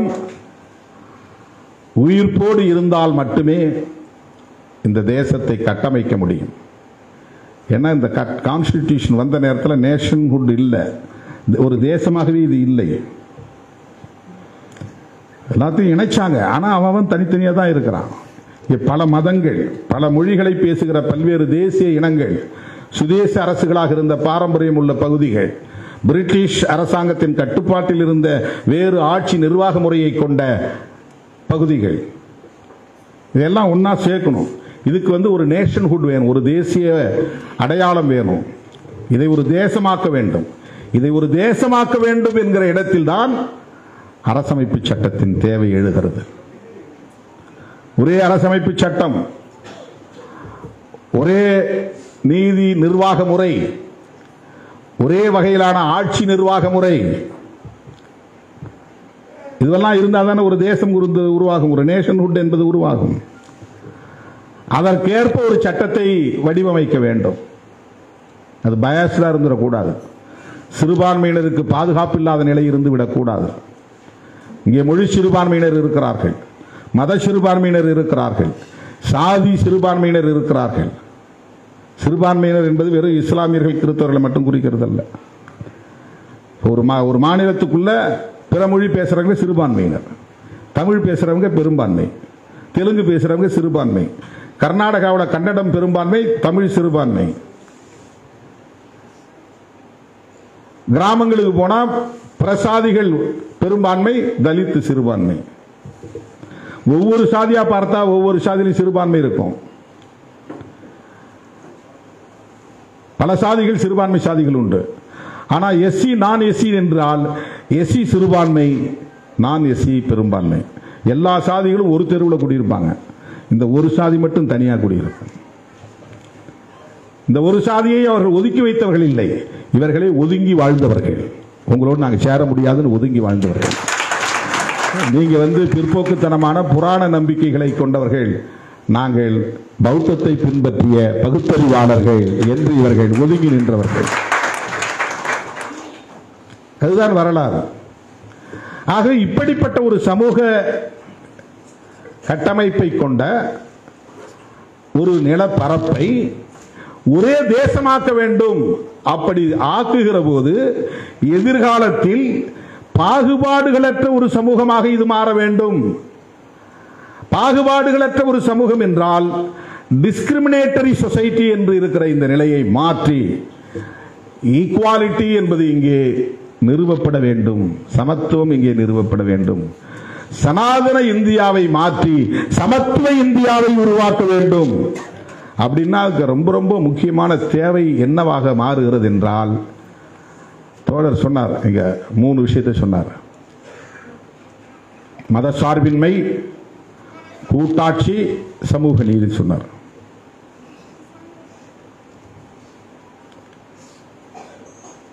அரசமைப்பு சட்டத்தில் முக்கியமான அடிப்படை கூறுகள் சோசலிசம், செக்குலரிசம், ஃபெடரலிசம், புளூரலிசம். இந்த 4 ரொம்ப முக்கியமான கோட்பாடுகள். சோசலிசம் என்பது சமதர்மம், செக்குலரிசம் என்பது மதசார்பின்மை, ஃபெடரலிசம் என்பது கூட்டாட்சி தத்துவம், புளூரலிசம் என்பது பன்மைத்துவம். இந்தியாவுக்குள்ள எத்தனை மதங்களும் இருக்கலாம், புளூரலிசம். எத்தனை மொழியை பேசக்கூடிய தேசிய இனங்களும் இருக்கலாம். புளூரலிசம், பன்மைத்துவம். அவரவருக்கு அந்தந்த தனித்துவம் பாதுகாக்கப்பட வேண்டும். ஆனால் ஒரு நேஷன்ஹுட் உருவாக வேண்டும். இது எவ்வளவு பெரிய சிக்கலான ஒரு வாழ்க்கை முறை பாருங்க. எத்தனை தேசிய இனங்களும் இருக்கலாம், எத்தனை மதங்களும் இருக்கலாம். அந்த பன்மைத்துவம் பாதுகாக்கப்படுகிற அதே சூழலில் ஒரு தேசம் உருவாக வேண்டும். ஒரு நேஷன்ஹுட் என்பது உருவாக வேண்டும். இது ஒரு தேசமாக உருவாக வேண்டும். அங்கே பாகுபாடுகள் அற்றதாகவும் இருக்க வேண்டும். பாகுபாடுகள் அற்றதாக இருக்க வேண்டும். அதுதான் அடிக்கோடு. டிஸ்கிரிமினேஷன் இருக்கக்கூடாது. இந்த நேம் ஆஃப் காஸ்ட், இந்த நேம் ஆஃப் ரிலீஜன், இந்த நேம் ஆஃப் ஜெண்டர், ஆண் பெண் என்கிற அடிப்படையில் பாகுபாடுகள் இருக்கக்கூடாது. இந்து இந்து அல்லாதவர்கள் என்கிற பாகுபாடுகள் இருக்கக்கூடாது. உயர்ந்த சாதி தாழ்ந்த சாதி என்கிற பாகுபாடுகள் இருக்கக்கூடாது. வர்ணாசிரம அடிப்படையில் பாகுபாடுகள் இருக்கக்கூடாது. பாகுபாடற்ற ஒரு தேசத்தை கட்டமைக்க வேண்டுமானால் மதசார்பின்மை என்பது இந்த தேசத்தின் ஆன்மாவாக இருந்தாக வேண்டும். ஏன் மதசார்பின்மை? நீ குடிமகனாக இருக்கிறவன் எந்த மதத்தையும் பின்பற்றலாம். அரசாங்கம் எந்த மதத்தையும் சார்ந்து இருக்கக்கூடாது. அதுதான் மதசார்பின்மை. எல்லா நாடுகளுக்கும் அரச மதம் இருக்கிற போது ஏன் இந்தியாவுக்கு அரச மதம் இருக்கக்கூடாது? இது லாஜிக்கல் கொஸ்டின். ஆர்எஸ்எஸ் கேட்கறது ரொம்ப லாஜிக்கலான ஒரு கொஸ்டின். பிஜேபி கேட்பது லாஜிக்கல் கொஸ்டின் தான். தர்க்க ரீதியாக பார்த்தால் இது சரி. இலங்கை ஒரு பௌத்த நாடு, சீனா ஒரு பௌத்த நாடு, பாகிஸ்தான் ஒரு முஸ்லீம் நாடு, அரபு நாடுகள் எல்லாம் முஸ்லீம் நாடுகள், ஐரோப்பிய நாடுகள் எல்லாம் கிறிஸ்தவ நாடுகள், ஆசிய நாடுகள் எல்லாம் பௌத்த நாடுகள். ஆசியா கண்டத்திற்குள்ளே சிக்கியிருக்கிற இந்தியா மட்டும் மதசார்பற்ற நாடாக இருக்க வேண்டுமா? இந்தியாவுக்கு ஏன் மதம் அரச மதம் இருக்கக்கூடாது? நல்ல கேள்வி, அருமையான கேள்வி, லாஜிக்கலான கேள்வி. ஆனால் எந்த மதத்தை அரச மதமாக அறிவிப்பது? பாகுபாடுகளற்ற ஒரு மதம் தேவை. கிராமம் கிராமமாக இங்கே சாதி அடிப்படையில் உயர்வு தாழ்வு என்கிற கொடுமை நீடிக்கிறது. சரிபாதியாக மக்கள் தொகையில் இருக்கிற பெண்கள் இங்கே சூத்திரர்களாக நடத்தப்படுகிற கேவலம் இருக்கிறது. அவர்களுக்கும் தீட்டு உண்டு, அவர்களுக்கு சொத்துரிமை இல்லை, அவர்களுக்கு அதிகாரம் இல்லை, அவர்களுக்கு கல்வி இல்லை. அவர்கள் மிக கொடூரமான முறையிலே நசுக்கப்படுகிற அவலம் தொடர்கிறது. இதற்கெல்லாம் எது காரணம்? இவற்றை இங்கே கட்டமைத்திருக்கக்கூடிய ஒரு கோட்பாடு. அந்த கோட்பாடு எது? சனாதனம். அந்த சனாதனத்தை அடிப்படையாக கொண்ட மதம் எது? அதுதான் நீ சொல்லுகிற இந்து மதம். இந்து மதமே அரச மதமாகிவிட்டால் பாகுபாடு என்பது சட்டப்பூர்வமானதாக மாறிவிடும். சனாதனமே இங்கு சட்டப்பூர்வமானதாக மாறிவிட்டால் இந்த டிஸ்கிரிமினேஷன் பர்பச்சுவேட் ஒன் என்று மாறிவிடும், நிலையானதாக மாறிவிடும். ஆகவே இந்தியாவை பொறுத்தவரையில் கிறிஸ்தவத்தை அரச மதமாக அறிவிக்க முடியாது, இஸ்லாத்தை அரச மதமாக அறிவிக்க முடியாது, அல்லது சீக்கியத்தை சிறுபான்மை ஒரு அமைப்பாக இருக்கிற அந்த மதத்தை அறிவிக்க முடியாது. பெரும்பான்மை மக்கள் பின்பற்றக்கூடிய இந்து மதத்தை அறிவிக்க வேண்டுமானால் இந்து மதம் அடிப்படையில் பாகுபாடுகள் நிறைந்த ஒரு மதமாக இருக்கிறது. வர்ணாசிரம தர்மம் என்கிற சனாதன தர்மத்தை உயிர் மூச்சாக கொண்டிருக்கிறது. அந்த மதத்தை அரச மதமாக அறிவிக்க முடியாத ஒரு நெருக்கடி. ஆகவே ஸ்டேட் ரிலிஜன் இல்லை. எனவே இது அடிப்படையில் செக்யூலர் ஸ்டேட். இந்த கான்ஸ்டிடியூஷன் என்பது செக்யூலர் கான்ஸ்டிடியூஷன். அதை ரொம்ப புத்திசாலித்தனமா அந்த வார்த்தையை கொண்டு வராமலேயே புரட்சியாளர் அம்பேத்கர் கான்ஸ்டிடியூஷனை செக்யூலர் கான்ஸ்டிடியூஷனா உருவாக்கிட்டார். அதை கீழே வரக்கூடிய அடுத்தடுத்த ஆர்டிகல்ஸ்ல கொண்டு வர்றாரு. ஏன் காங்கிரஸோடு நாம் நிற்கிறோங்கிறதுக்கு இந்த ஒரே ஒரு இடத்தை நான் சொல்ல விரும்புறேன். அன்றைக்கு சனாதனத்தின் மீது பெரிய நம்பிக்கை கொண்டவராக இருந்தவர் காந்தியடிகள். இந்து மதத்தை காப்பாற்ற வேண்டும் என்று போராடியவர் காந்தியடிகள். சாதி இருக்க வேண்டும், தீண்டாமைதான் இருக்க வேண்டாம், கூடாது என்று சொன்னவர் காந்தியடிகள். முற்பிறவியும் உண்டு, அடுத்த பிறவியும் உண்டு, இவர்களெல்லாம் இந்த துன்பத்தை அனுபவிப்பதற்கு போன ஜென்மத்திலே செய்த பாவம்தான் என்ற நம்பிக்கையெல்லாம் கொண்டவர் காந்தியடிகள். ஆனால் அந்த காந்தியிடம் இருந்த ஒரு முக்கியமான ஒரு பண்பு, இந்த அரசுக்கு அரச மதம் வேண்டாம் என்று உறுதியாக இருந்தார். இந்து ஸ்டேட் ரிலிஜனாக இருக்கக்கூடாது என்கிற மதசார்பின்மையில் உறுதியாக இருந்தார். எனக்கு மதத்தின் மீது நம்பிக்கை உண்டு, இந்த அரசுக்கு மதம் வேண்டாம். அவர் மட்டும் நினைச்சிருந்தா ஜவஹர்லால் நேருவை கூப்பிட்டு, நீ அம்பேத்கர் மாதிரி சிந்திக்காத, இது நம்முடைய நாடு, நம்முடைய தேசம், அவனுக்கு இஸ்லாம் ஒரு மதமாயிருச்சு, பாகிஸ்தானுக்கு அது அரச மதமாக இருக்கிறது, நாம் இந்து மதத்தை இந்த தேசத்தின் அரச மதமாக அறிவிக்க வேண்டும், இந்த நாட்டை இந்து ராஷ்டிரா என்று அறிவிக்க வேண்டும், அல்லது அது பாகிஸ்தான் என்றால் இது இந்துஸ்தான் என்று அறிவிக்க வேண்டும். இந்த கருத்தை ஜவஹர்லால் நேருவிடத்திலே காந்தி சொல்லி இருந்தால் நேருவால் மீறி இருக்க முடியாது. ஏனென்றால் பட்டேலை பிரதமராக்க வேண்டும் என்று ஒரு குழு முயற்சித்த போது நேருவை பிரதமராக்கியவர் காந்தியடிகள். அந்த நேரு அவர்களால் காந்தியின் சொல்லை மீறி இருக்க முடியாது. ஆனால் காந்தியடிகள் இவ்வளவு பெரிய சனாதன நம்பிக்கையாளராக இருந்தாலும் கூட ஹரே ராம் ஹரே ராம் ஹரே ராம் என்று மூச்சுக்கு முன் ஒரு முறை ராமருடைய பெயரை உச்சரித்த காந்தியடிகள் நாத்துராம் கோட்சே சுட்ட போது கூட ஹரே ராம் என்று சொல்லிக் கொண்டுதான் மண்ணில் சரிந்தார். அப்படிப்பட்ட ராம பக்தராக இருந்த காந்தியடிகள் இந்த தேசத்திற்கு அரச மதம் வேண்டாம் என்பதில் உறுதியாக இருந்தார். காந்தியடிகள் இந்த இடத்தில் தான் அம்பேத்கரோடு இந்த புள்ளியில் தான் இணைகிறார். நேருவுக்கு மதசார்பின்மையில் நம்பிக்கை இருந்தது, அவரை வழிநடத்திய காந்தியடிகளுக்கு மதசார்பின்மையிலே நம்பிக்கை இருந்தது, அரசமைப்பு சட்டத்தை வடிவமைத்த புரட்சியாளர் அம்பேத்கருக்கும் மதசார்பின்மை என்பதுதான் கோட்பாடு. மூன்று பேரும் இதிலே ஒரே புள்ளியில் இணைந்தார்கள். அதனால் கான்ஸ்டிடியூஷனில் மதம் அரச மதம் அறிவிக்கப்படவில்லை. அது ஒரு செக்யூலர் கான்ஸ்டிடியூஷனாக உருவானது. ஆனால் பிரியாம்பிள் அது நேரு அவர்களால் கொண்டு வரப்பட்ட தீர்மானத்தின் அடிப்படையில் தான் வருகிறது. அந்த பிரியாம்பிள் தான் புதிய இந்தியாவை கட்டமைப்பதற்கான கோட்பாட்டு அறிக்கை. அதுதான் மேனிஃபெஸ்டோ ஆஃப் மாடர்ன் இந்தியா. எப்படி ஒரு கம்யூனிஸ்ட் அறிக்கையை கார்ல் மார்க்சும் ஏங்கல்ஸும் வெளியிட்டார்களோ அதை போல ஒரு புதிய இந்தியாவை கட்டமைப்பதற்கான ஒரு அரசியல் அறிக்கை தான், கோட்பாட்டு அறிக்கை தான் பிரியாம்பிள். அதில் நான் சொன்ன அந்த இசம் 4: சோசலிசம், செக்யூலரிசம், பெடரலிசம், புளூரலிசம். அதற்கு பிறகு மிக முக்கியமான 4 கோட்பாடுகள்: justice, liberty, equality and fraternity. 4 pillars of the Constitution. இந்த 4ம் தான் அரசமைப்பு சட்டத்தின் மிக முக்கியமான அடிப்படை கூறுகள்.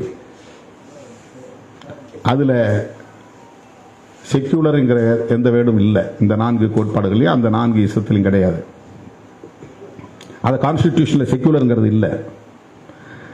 டிஃபைன் பண்றார் யூனியன் கவர்மெண்ட் என்ன, we the people of India having solemnly resolved to constitute அப்படின்னு தொடங்கக்கூடிய அதுல இந்த கவர்மெண்ட் என்னவா, எப்படிப்பட்ட கவர்மெண்டா இருக்கும்?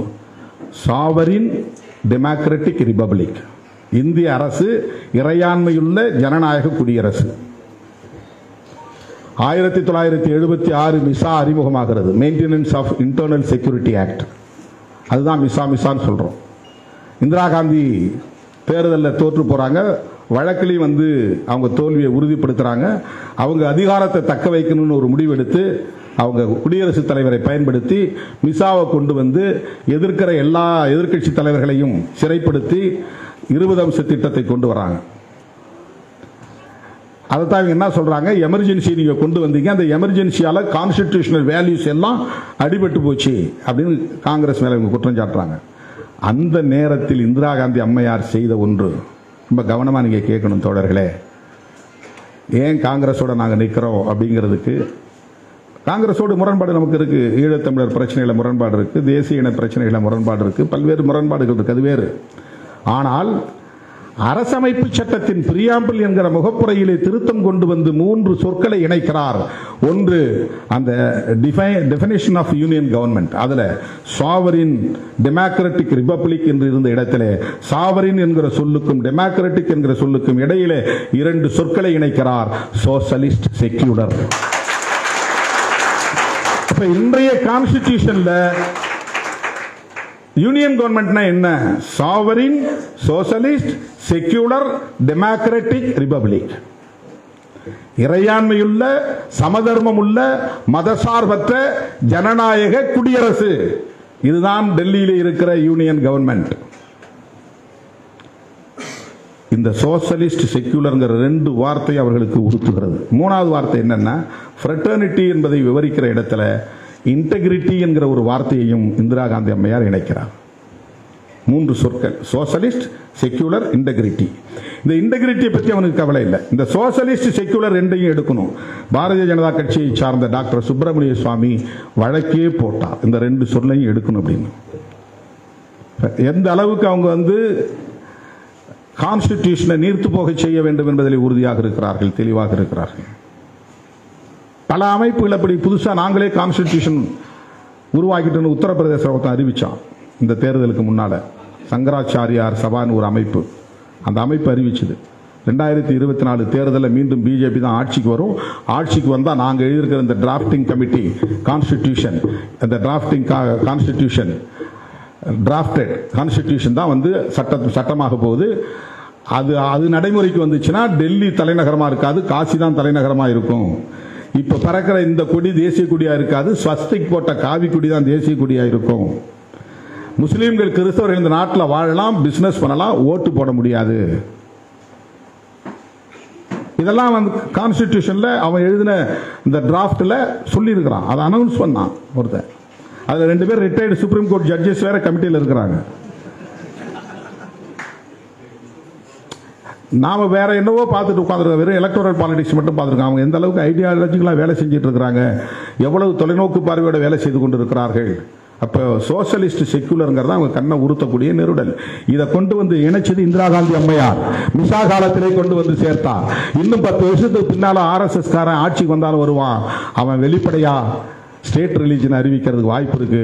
அதை இப்பவே நாம் உறுதிப்படுத்தணும். ஏற்கனவே இம்ப்ளைடு தான் என்றாலும் கூட அதை எஸ்டாப்ளிஷ் பண்ணணும் என்கிற அடிப்படையில் ஏற்கனவே ஸ்டேட் ரிலீஜன் இல்லை என்பதை கூட அதை உறுதிப்படுத்தணும் என்பதற்காக செக்யூலர் என்கிற வார்த்தையை இணைத்தவர். நேருவுக்கும் மதசார்பின்மையிலே நம்பிக்கை இருக்கிறது, அவருடைய மகள் இந்திரா காந்தி அம்மையாருக்கு மதசார்பின்மையிலே நம்பிக்கை இருக்கிறது.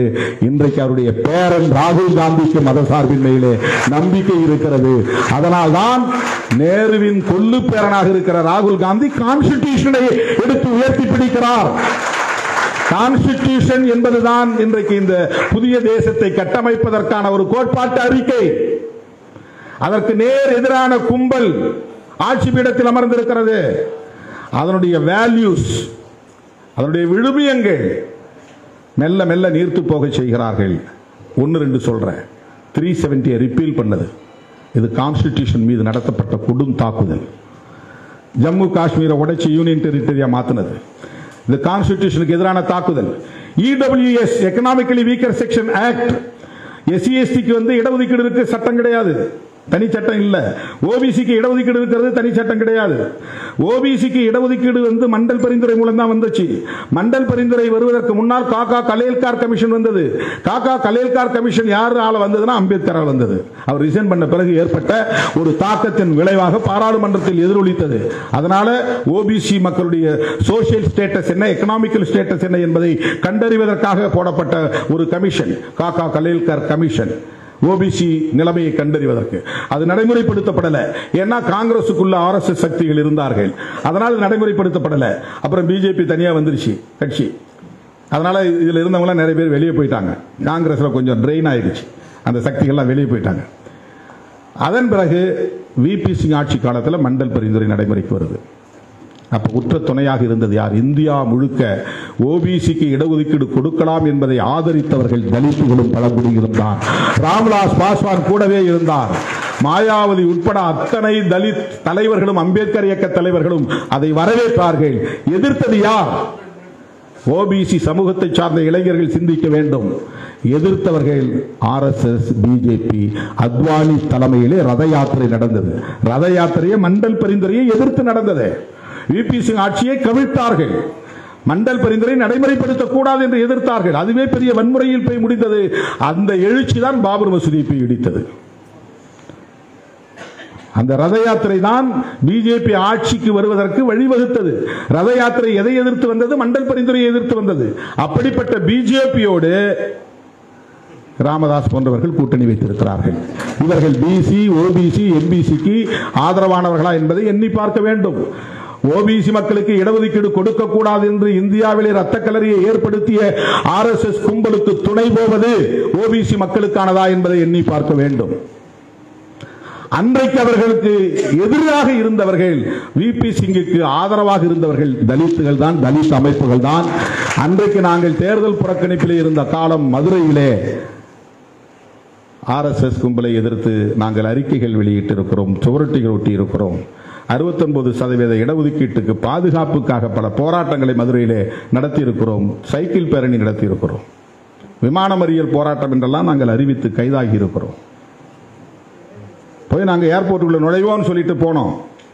அவனியாபுரத்தில் அம்பேத்கர் சிலையிலிருந்து என்னுடைய தலைமையில் ஒரு 1000 பேர் நாங்கள் திரண்டோம். நாங்கள் விமான நிலையத்தை நோக்கி போறோம். யாருக்கான இடஒதுக்கீடு? எஸ்சிக்கான இடஒதுக்கீடு ஏற்கனவே கான்ஸ்டிடியூஷன்ல ப்ரொடெக்டிவா இருக்கு, பாதுகாப்பா இருக்குது. ஆனால் அம்பேத்கர் இயக்கங்கள் எல்லாம் ஓபிசி இடஒதுக்கீட்டுக்காக போராடி கொண்டிருந்தார்கள்.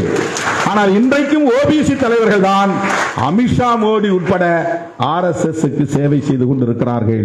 சனாதனத்தை இங்கே பாதுகாப்பதற்கு போராடி கொண்டிருக்கிறார்கள். அருமை தோழர்களே, EWS அதாவது எக்கனாமிக்கலி வீக்கர் செக்ஷன் என்கிற முன்னேறிய சாதியில் உள்ள பொருளாதாரத்தில் நலிவடைந்தவர்களுக்கு இடஒதுக்கீடு, அதற்கு ஒரு சட்டம் வந்து விட்டது. ஓபிசிக்கு சட்டம் இல்லை, SC STக்கு சட்டம் இல்லை. அது ஒரு தாக்குதல்.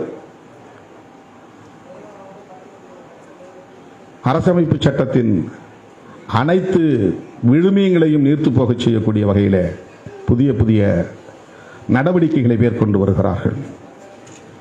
சோஷியல் ஜஸ்டிஸ், சமூக நீதி, அதுதான் சமூக ஜனநாயகத்திற்கான அடிப்படை. சமூக ஜனநாயகம் என்ன? ஒரு ஓட்டு சொன்னார் Aazhi Senthilnathan, one man one vote one value. இது பொலிட்டிக்கல் டெமோக்ரஸி. ஒரு மனுஷனுக்கு ஒரு ஓட்டு ஒரே மதிப்பு. அம்பானி பேசுறார். லிபர்ட்டி, ஈக்வாலிட்டி அண்ட் ஃப்ரெட்டர்னிட்டி, இந்த மூன்றையும் விவரித்து பேசுகிறார். இந்த மூணும் தனித்தனியானதல்ல, இந்த மூணும் ஒன்னோடு ஒன்று பின்னி பிணைந்தது. லிபர்ட்டி இல்லாமல் சுதந்திரமும் சமத்துவமும் கிடையாது. சமத்துவம் இல்லாமல் சுதந்திரமும் சகோதரத்துவமும் கிடையாது. சகோதரத்துவம் இல்லாமல் சுதந்திரமும் சமத்துவமும் கிடையாது. இந்த மூணும் ட்ரினிட்டி என்று சொல்கிறார். முக்கொள்கை, மூன்று கொள்கை ஒன்றோடு ஒன்று தொடர்புடையது. இதை நீங்கள் நடைமுறைப்படுத்துகிற போதுதான் கல்வி, சுகாதாரம், வேலைவாய்ப்பு, பொருளாதார மேம்பாடு போன்றவற்றை உறுதிப்படுத்தும் போதுதான் சோசியல் டெமோக்ரசி என்பது நடைமுறைக்கு வரும்.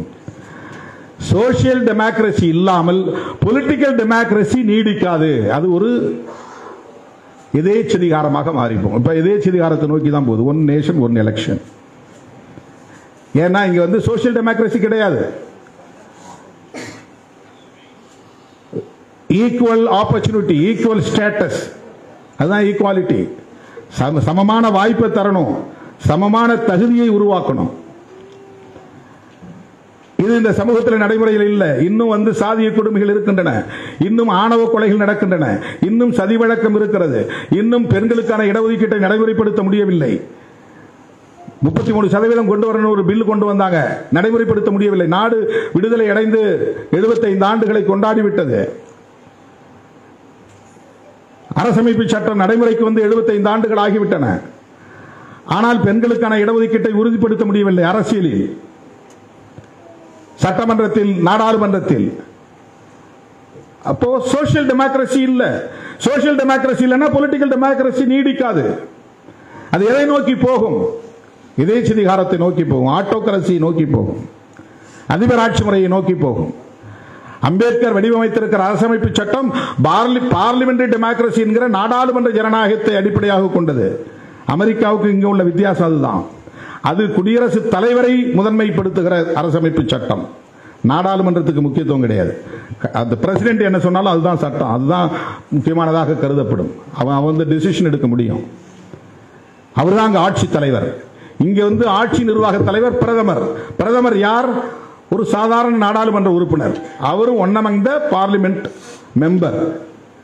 பிரதமருங்கிறவர் தனியான ஒரு பதவி கிடையாது. அவர் வந்து உறுப்பினர்கள் ஒரு உறுப்பினர் அவரும் வந்து அங்க சாதாரண உறுப்பினர் மாதிரி உட்காரணும். உள்ள பிரதமருக்கு தனி சேர் கிடையாது, சபாநாயகருக்கு கூட தனி சேர் உண்டு, பிரதமருக்கு தனி சேர் கிடையாது, முதலமைச்சர் தான் தனி நாற்காலி, அவையை நடத்தக்கூடிய அவைத்தலைவர். முதலமைச்சர் யாரு? சாதாரணமான சட்டமன்ற உறுப்பினர் தான். அவங்க கட்சி அவர் கையில அந்த முதலமைச்சர் அதிகாரத்தை கொடுத்திருக்கு, அவ்வளவுதான். பிஜேபி அவங்க கையில எங்களுக்கான நாடாளுமன்ற குழு தலைவர் இவர் தான், இவர் வந்து பிரதமர் பொறுப்புல உட்கார்ந்து இருப்பாரு அப்படின்னு அவங்க சொல்றாங்க. அப்போ நாடாளுமன்றம் தான் சுப்ரீமோ, நாடாளுமன்றம் தான் சுப்ரீமோ, பிரசிடென்ட் சுப்ரீமோ கிடையாது.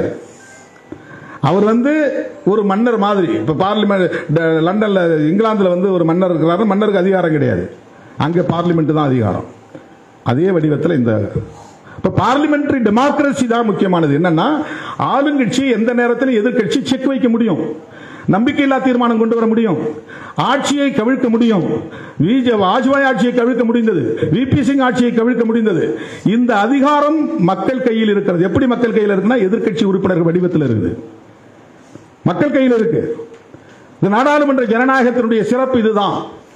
இந்த நாடாளுமன்ற ஜனநாயகத்தை செக் அண்ட் பேலன்சஸ் என்கிற வகையில் இருக்கிற இந்த ஜனநாயகத்தை சிதைக்கக்கூடிய வகையில் 5 வருஷம் ஒரு சிங்கிள் லார்ஜஸ்ட் பார்ட்டி ஆட்சிக்கு வந்துச்சுன்னா அறுதி பெரும்பான்மை தேவையில்லை, பாதிக்கு மேல இருக்கணும் அப்படின்னு தேவையில்லை.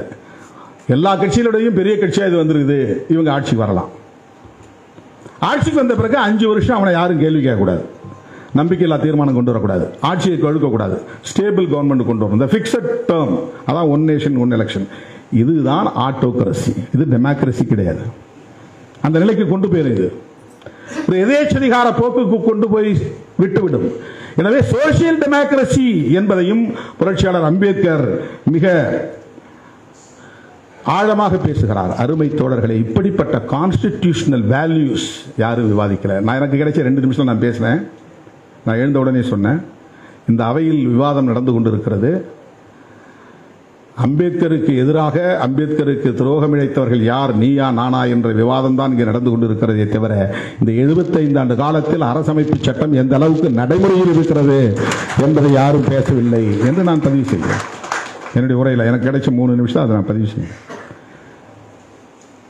காங்கிரஸ் விமர்சிக்கிறோம் என்கிற பெயரில் மோடி, அமித்ஷா அவர்கள் அவருடைய ஆழ்மனதில் புறையோடி கிடந்த அம்பேத்கர் மீதான வெறுப்பை வெளிப்படுத்தி இருக்கிறார்.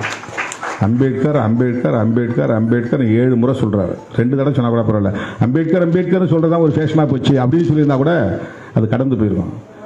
அம்பேத்கர் அம்பேத்கர் அம்பேத்கர், நாடே அம்பேத்கர் பெயரை உச்சரிக்கிறது என்று அவருக்கு ஒரு இரிட்டேஷன் இருக்கு, தாங்கிக் கொள்ள முடியல, ஒரு ஒவ்வாமை, அலர்ஜி. இது எப்படி நிகழும்? வீர சவர்கர் வீர சவர்கர் வீர சவர்கர் சொன்னா உனக்கு மகிழ்ச்சியா இருக்கும்ல, நீ பேசுறல்ல, திரும்ப திரும்ப பேசுறல்ல, 1000 முறை உச்சரிக்கிறல்ல. அவர் என்ன விடுதலை போராட்ட வீரரா? அவர் என்ன கான்ஸ்டிடியூஷனல் பிரேமரா? கான்ஸ்டிடியூஷன் அசம்பிளியில அவர் ஏதாவது பங்கெடுத்து விவாதித்து இருக்கிறாரா? என்ன, எந்த வகையில் அவரை வந்து நீங்க வந்து கொண்டாடுறீங்க? அவரை கொண்டாடும் போது ஏன் அம்பேத்கரை கொண்டாடக்கூடாது? நாடாளுமன்றத்தில் எப்படி பகவான் பேரை உச்சரிக்க முடியும்? கோயிலுக்கு போனா பகவான் பேரை உச்சரிக்கலாம், முருகன் பழனிமலைக்கு போனா முருகா முருகா முருகான்னு சொல்லலாம், நடராஜர் கோயிலுக்கு போனா சிவா சிவா சிவான்னு சொல்லலாம். பார்லிமெண்ட்ல வந்து எப்படி சிவா சிவா சிவான்னு சொல்ல முடியும், முருகா முருகா என்று சொல்ல முடியும்?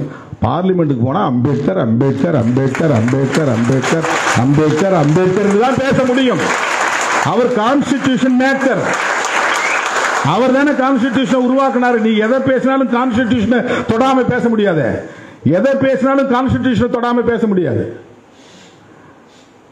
எவ்வளவு பெரிய செக் வச்சிருக்காரு பாருங்க அம்பேத்கர், அவருடைய அறிவாக்கலாம். எந்த அம்பேத்கர் நீ தொடக்கூட முடியாத, தீண்டப்படாத நீ அவமதித்தாயோ அந்த அம்பேத்கர் பெயரை நாள்தோறும் உச்சரித்தாக வேண்டிய ஒரு கட்டாயத்தை அவர் ஏற்படுத்தி இருக்கிறார். எவ்வளவு பெரிய புரட்சி, எவ்வளவு பெரிய புரட்சி. அப்ப அமித்ஷா வந்து ஆத்திரத்தில் சொல்றாரு, அது வந்து அந்த மனசுக்குள்ள ஆழ் மனதில் காங்கிரஸ் விமர்சிக்கிறோம் நினைச்சிட்டே பேசிட்டு போனவர் அம்பேத்கர் அம்பேத்கர், என்ன அவர் பெரிய கடவுளா, என்ன அம்பேத்கர் அம்பேத்கர்ன்றீங்க அப்படின்னு ஒரு அது ரூமுக்குள்ள சொல்லியிருப்பாரு. இங்கே அவைன்னு சொல்லிட்டார், அவர் ரூமுக்குள்ள சொல்லியிருப்பாரு. எப்ப பார்த்தாலும் இவனும் அம்பேத்கர் அம்பேத்கர்ன்றானு, என்னையா பெரிய தொல்லையா போச்சுன்னு உள்ள சொல்லியிருப்பாரு. அந்த எரிச்சலோட வந்தவர் இங்கேயும் உணரிட்டார். ஆகவே 1000 முறை உச்சரிப்போம் அம்பேத்கர் பெயரை. திரும்ப திரும்ப உச்சரிப்போம் அம்பேத்கர் பெயரை. அம்பேத்கரை கொண்டாடுவதற்காக அல்ல, அவர் உருவாக்கிய அரசமைப்பு சட்டத்தை உயர்த்தி பிடிப்பதற்காக என்பதை சொல்லி வாய்ப்புக்கு நன்றி கூறி முடிக்கிறேன். நன்றி, வணக்கம்.